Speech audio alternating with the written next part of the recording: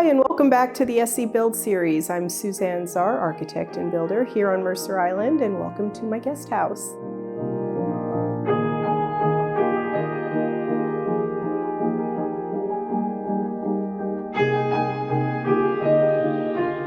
So the goal for the interior design of this guest house is to create a bit of a retreat. I wanted finishes to feel hand-touched and artisanal, but not too fussy, and very livable and comfortable and approachable. I'm really thrilled with how it's coming together. The combination of the tile and the stone and the soft woods and the concrete and some of the upholstered finishes in the space really envelop you and welcome you and allow you to just kind of drop your shoulders and sit down and enjoy. The countertop installation of the island was really fun to watch. So it's a large piece of quartzite from Brazil, actually, that got placed onto the top of the counter, and I was very specific with them of where I wanted to cut out that particular slab. It highlights this wonderful grain of this charcoal gray that just runs down the length of the countertop and then waterfalls down the edge.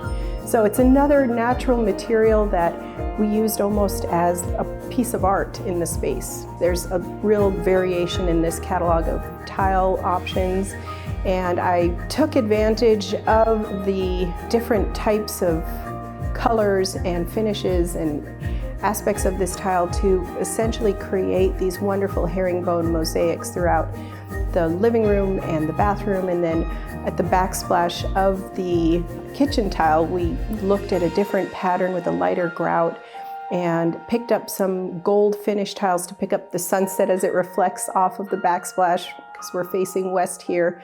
So each installation is unique and different. There's some blues in the bathrooms that fade into more of the tan and grays out in the hall. And then those tan and grays fade into the white here in the living room. I love how you can use a very simple palette of materials and just apply them in different ways, especially in a small house like this, where it's not too much variation, but it just makes each space unique and kind of an individual vibe for each installation and each wall. A really fun feature in this guest house is that it has 2 sleeping lofts, and we've already been able to install one of the ladders that goes up into the main sleeping loft above the bathroom.